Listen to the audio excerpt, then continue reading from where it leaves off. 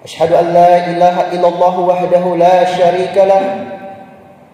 Wa asyhadu anna Muhammadan abduhu wa rasuluhu la nabiyya wa la rasula ba'dah. Video ini dipersembahkan oleh Haramain, minyak terapi plus ruqyah.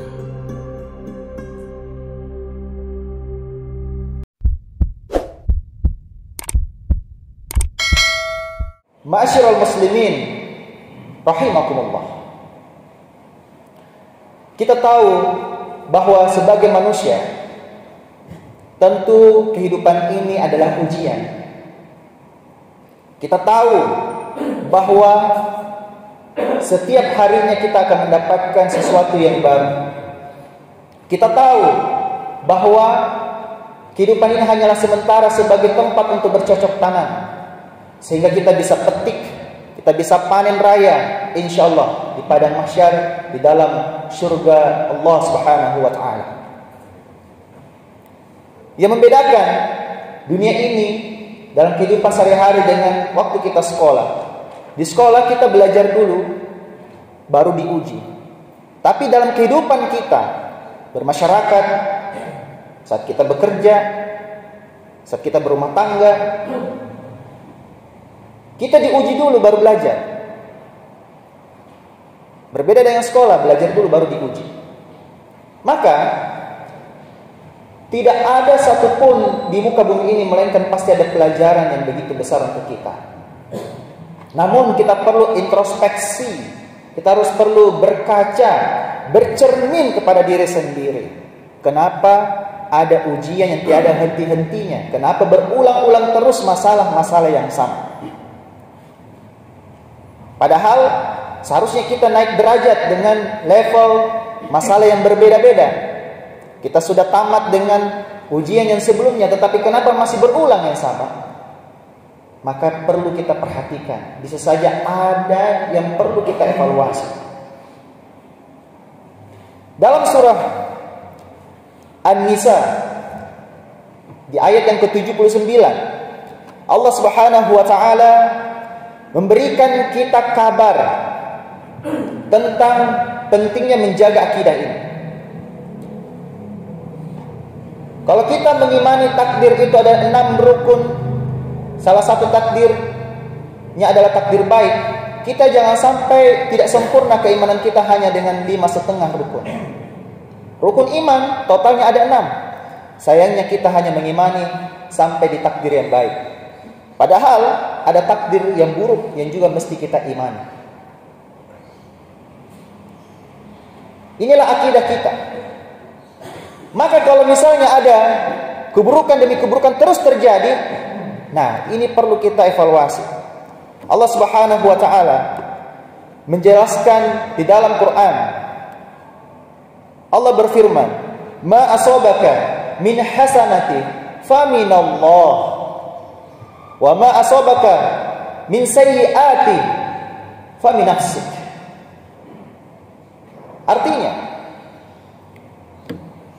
segala kebaikan yang engkau peroleh, yang engkau dapatkan, karir yang naik, bisnis yang bertumbuh, omset yang meningkat, rumah tangga yang harmonis, istri yang soleha, anak-anak soleh dan soleha, pekerjaan yang layak, karir yang luar biasa bagus. Apa kata Allah? Itu semua datangnya dari Allah. Jadi semua kebaikan-kebaikan yang kita dapatkan itu dari Allah. Lalu Allah melanjutkan, "Wa ma asabaka min sayyiati faminafsik." Jika ada keburukan yang menimpamu, sungguh itu datang dari dirimu sendiri. Subhanallah. Ayat ini memberikan kita pelajaran besar, bahwa terkadang kita ini gampang menyalahkan orang lain. Kita tidak salah, orang lain yang salah. Selalu begitu. Prinsip kita, saya tidak pernah salah, orang lain yang salah. Di kantor kita tidak pernah salah, anak buah kita yang salah. Padahal kita adalah pemimpin. Baik itu pemimpin untuk diri sendiri Baik itu di dalam rumah tangga, ataupun misalnya kita di kantor sebagai manajer, sebagai direktur, atau sebagai owner, sebagai leader. Pastinya kita adalah pemimpin untuk diri kita sendiri. Itu paling minimal. Karena kita memimpin sel-sel pada tubuh kita. Ada wilayah yang controllable, ada yang bisa kita kontrol, ada area yang tidak bisa kita kontrol. Dan yang bisa kita kontrol adalah dalam diri kita sendiri. Terlalu gampang menyalahkan orang lain. Istri kita ini, misalnya, kita salahkan istri, terjadilah cekcok. Padahal siapa yang memilih, siapa yang meminang istri, sosok tersebut? Ya kita. Kita memarahi bawahan kita. Siapa yang merekrut bawahan ini? Siapa yang merekrut karyawan? Siapa yang merekrut staf ini? Ya kita yang memutuskan untuk menerimanya. Maka kepemimpinan seorang muslim itu dia harus memakai cermin. Setiap ada musibah, setiap ada masalah, evaluasi dulu pada diri sendiri. Maka pelajaran dari ayat ini ada dua perkara. Kita mengevaluasi diri, lalu kita jangan sampai menyalahkan orang lain. Ketika kita menyalahkan orang lain, sebenarnya yang salah adalah kita. Anak misalnya kecanduan dengan gadget. Siapa yang salah sebenarnya? Sejak awal kita yang mengizinkan anak kita bermain handphone sampai kecanduan. Sampai-sampai gadgetnya menjadi Tuhan. Ketika waktu sholat sudah masuk, anak kita apalagi sudah balik ternyata masih asik dengan gadgetnya. Sejak awal ketika sebelum balik, siapa yang membiasakan? Siapa yang memberikan handphone? Siapa yang belikan? Ya kita, orang tuanya. Terkadang kita selama ini hanya menyalahkan terus anak. Maka perlu kita evaluasi bahwa jangan sampai istilah durhaka ini selalu disematkan untuk anak kita. Padahal kita ini bisa saja yang durhaka sama Allah sebagai orang tua. Padahal anak ini titipan. Allah titipkan kepada kita karena kita mampu sebenarnya. Tapi karena kita lalai, kita abai, lebay, akhirnya anak kita ini sampai kecanduan dengan gadget. Siapa yang izinkan? Siapa yang tidak memberikan batasan waktu menggunakan gadget? Siapa? Ya kita sebagai orang tua. Kita ini pemimpin buat anak-anak kita. Kita ini pemimpin buat orang-orang di rumah kita. Istri kita misalnya tidak berjilbab, membuka aurat, bermain sosmed, apalagi yang joget-joget. Naudzubillah, siapa yang izinkan? Kita pemimpinnya. Kita laki-laki, berkaca pada diri. Karena jodoh itu cerminan diri kita. Yang baik-baik untuk yang baik-baik kata Allah. Yang buruk untuk yang buruk. Jadi kalau kita mau istri kita soleha, kita mau anak kita menjadi soleh dan soleha, maka lihat dulu pada diri kita sendiri. Misal kita pengen anak kita menjadi anak yang hafidz Quran, penghafal Quran. Apakah kita sudah berusaha menghafal Quran? Walaupun mungkin misalnya kita tidak bisa hafal semua 30 juz. Walaupun kita belum sanggup untuk itu, minimal ada usaha setiap hari dilihat oleh anak kita. Maka anak itu gampang sekali meniru. Anak itu meniru. Apalagi ketika usia mereka masih kecil. Kita biasa membuang sampah di tempat sampah, anak kita meniru. Kalau kita gampang buang sampah begitu saja, dilempar begitu saja, maka anak juga akan meniru. Siapa yang contoh? Kita ini pemimpin. Jadi kalau kita belajar dari orang-orang terbaik di masa dahulu, dimulai dari manusia pertama, mari kita belajar dari sosok Nabi Adam. Lalu nabi-nabi berikutnya, Nabi Adam alaihissalam, ketika di dalam surga dilarang untuk mendekati pohon yang dilarang oleh Allah Subhanahu wa taala, memakan buah yang dilarang oleh Allah Subhanahu wa taala yang biasa kita kenal dengan buah khuldi. Saat itu yang pengaruhi siapa? Mungkin kita baca sirah, yang mempengaruhi adalah sosok istrinya. Tapi di dalam Quran, Nabi Adam alaihissalam tidak pernah menyalahkan istrinya, Masya Allah. Dia malah berdoa kepada Allah dan diabadikan dalam Quran. Rabbana zalamna anfusana wa illam taghfir lana wa tarhamna lanakunanna minal khasirin. Rabbana ya Rabb kami, ya Rabbku. Zalamna anfusana, kami ini zalim pada diri kami sendiri. Saya zalim ya Allah. Dia langsung menyalahkan dirinya, tidak menyalahkan istrinya. Masya Allah. Ini teladan yang luar biasa. Kenapa akhirnya sosok seperti nabi-nabi berikutnya, seperti Nabi Yunus, ketika dia akhirnya mendapat giliran, ternyata dia yang harus keluar dari kapal dan harus masuk ke dalam air dan ditelan oleh ikan paus. Ternyata di dalam sana Nabi Yunus alaihissalam itu berdoa, ternyata dia membaca zikir, bukan menyalahkan umatnya. Dia mengatakan la ilaha illa anta subhanak inni kuntu minadh dhalimin. La ilaha illa anta, tidak ada sesembah, tidak ada ilah, tidak ada Tuhan selain Engkau ya Allah. Subhanak, maha suci Engkau. Inni kuntu minadh dhalimin, sungguh aku termasuk orang-orang yang zalim pada diriku sendiri. Jadi ternyata introspeksi ke dalam. Bisa saja yang salah ini memang diri kita, dan memang kebanyakan pasti dari diri kita sendiri. Belum lagi Nabi Muhammad SAW, ternyata sosok teladan kita yang paling mulia. Beliau ketika akan hijrah dari Mekah ke sebuah tempat yang baru, awalnya bukan Madinah. Masyarakat muslim, ini yang perlu kita ketahui ini. Sirah menunjukkan kota pertama yang didatangi oleh Nabi adalah kota Taif bersama seluruh kaum muhajirin.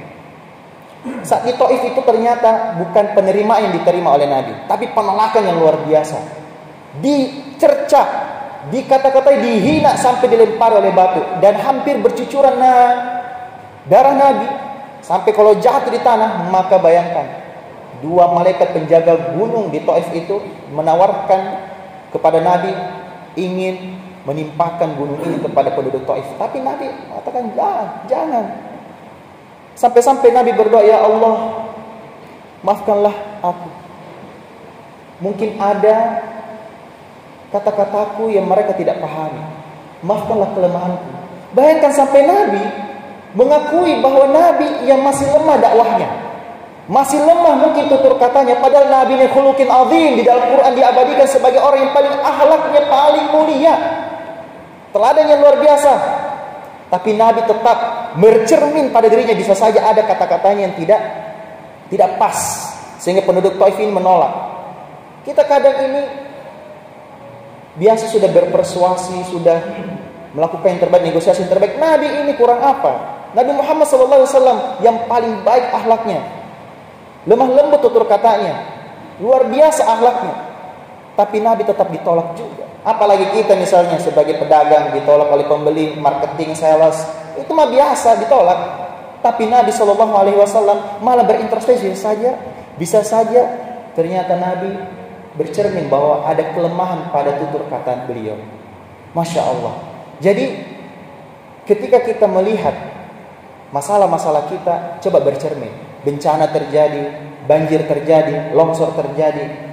Itu kita belajar dari Nabi Isa alaihissalam juga. Nabi Isa ketika mendatangi sebuah kaum, ternyata di sebuah kaum yang didatangi di sebuah wilayah ternyata kena semua penyakit. Bertanyalah Nabi Isa kepada malaikat Jibril, ya malaikat Jibril, kepada Ruhul Kudus, malaikat Jibril. Jadi Ruhul Kudus itu malaikat Jibril. Ya malaikat Jibril, kenapa bisa seperti ini? Terjadi penyakit semua menimpa satu wilayah. Kata malaikat Jibril bahwa di sini ada banyak orang-orang baik, tetapi ketika ada keburukan, ada kemaksiatan, ada kemungkaran, tidak ada yang mendakwahinya, tidak ada yang mengingatkannya, tidak ada yang menegurnya, sehingga semua kena satu dosa. Na'udzubillah.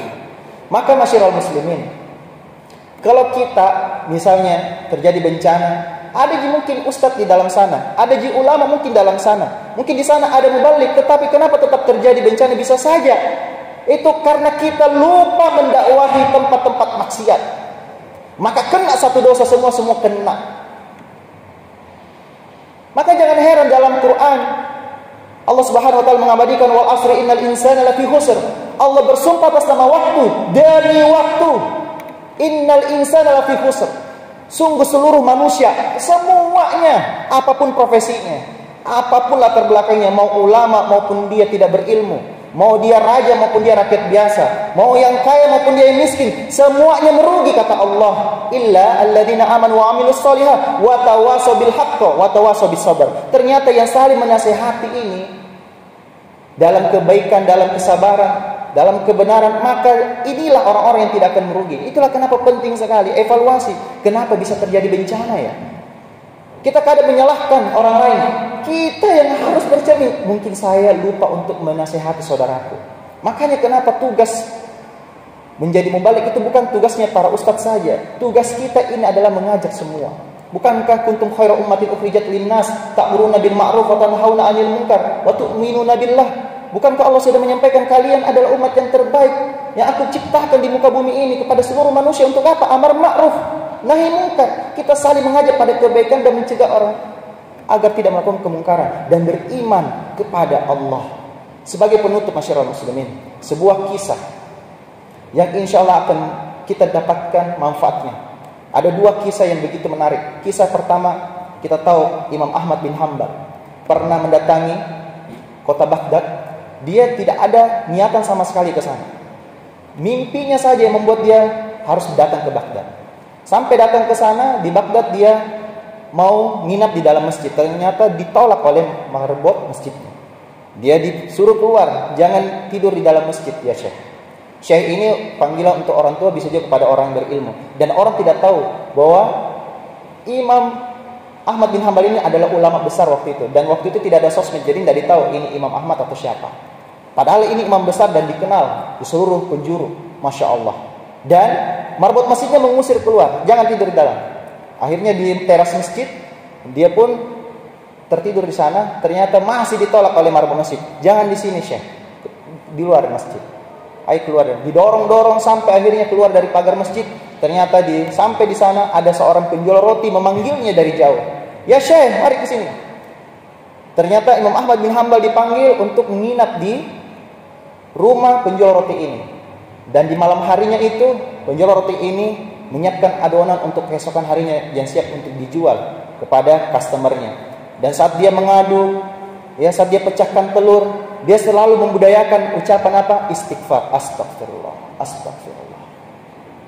Saat apa? Dia mengaduk lagi, dia baca astagfirullah, astagfirullah. Setiap kali dia menyiapkan untuk membuat adonan roti ini selalu baca istighfar. Dan Imam Ahmad mendengarnya. Dan akhirnya dia penasaran. Dia bertanya kepada penjual roti ini, wahai saudaraku, apa yang telah engkau dapatkan dari istighfarmu?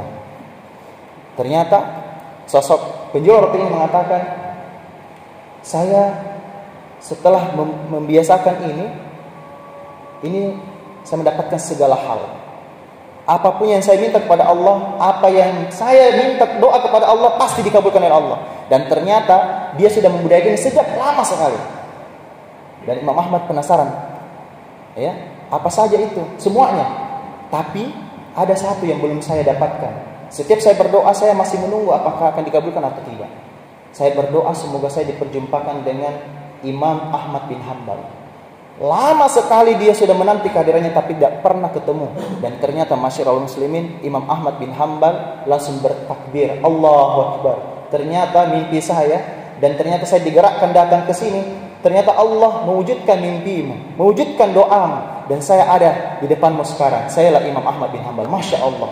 Ternyata kekuatan dari introspeksi ke dalam diri, selalu istighfar, selalu taubat. Ternyata inilah efek yang begitu luar biasa terhadap kebaikan rezeki. Bukankah kisah yang kedua sebagai kisah yang terakhir? Hasan al-Basri pernah didatangi 4 kaum pada saat berada dalam majelis. Di dalam majelis ini 4 kaum datang satu demi satu. Kaum yang pertama dia konsultasi, dia bertanya. Yang datang ini kaum yang wilayahnya kemaraunya panjang. Dia minta solusi, apa solusinya? Wahai Imam Hasan al-Basri. Hasan al-Basri mengatakan, istighfarlah, minta ampunlah kepada Allah. Lalu pulanglah kaum yang pertama. Kaum yang kedua datang, mengeluh tentang kemiskinannya, tentang omset usahanya yang turun dan selalu minus, banyak hutang. Apa kata Hasan al-Basri kepada kaum ini? Beristighfarlah, taubatlah kepada Allah, minta ampunlah kepada Allah. Lalu berlalulah kaum yang kedua ini. Kaum yang ketiga datang mengadu, mengeluh, minta solusi karena dia belum punya keturunan. Ternyata solusinya apa kata Imam Hasan Al-Basri? Beliau mengatakan kepada kaum ini, kepada pasutri ini, bahwa istighfarlah, minta ampunlah kepada Allah, taubatlah kepada Allah. Lalu berlalulah pasutri ini. Lalu datanglah kaum yang keempat, mengeluh kebunnya kering dan diserang hama. Dan apa kata Hasan Al-Basri kepada kaum yang keempat? Istighfarlah kepada Allah, minta ampunlah kepada Allah. Lalu ternyata para muridnya yang ada di majelis itu bertanya-tanya, "Ya Imam, kenapa engkau memberikan satu solusi untuk 4 masalah?" Ternyata di dalam Quran surat Nuh, Allah Subhanahu wa taala telah menjelaskan pada Allah. Surat Nuh ayat 10 hingga 12. Allah Subhanahu wa taala ternyata telah memberikan solusinya kepada kita. Mohon ampunlah kepada Tuhanmu, sungguh Dia adalah Maha Pengampun. Lalu niscaya Dia akan mengirimkan hujan kepadamu dengan lebat dan membanyakkan harta dan anak-anakmu, dan mengadakan untukmu kebun-kebun, dan mengadakan pula dalamnya untukmu sungai-sungai. Masya Allah. One solution for problems. Masya Allah. Hanya dengan satu solusi 4 masalah bisa tuntas. Ternyata solusinya adalah kita perbanyak taubat dan istighfar. Kita semua mendapatkan kebaikan. Semoga kita mendapatkan keberkahan atas istighfar kita. Barakallahu lakum fil Qur'anil karim wa nafa'ani wa iyyakum fihi minal ayati wa dzikril hakim wa taqabbal minna wa minkum tilawatahu innahu wal ghafurur rahim. Video ini dipersembahkan oleh Haramain, minyak terapi plus ruqyah.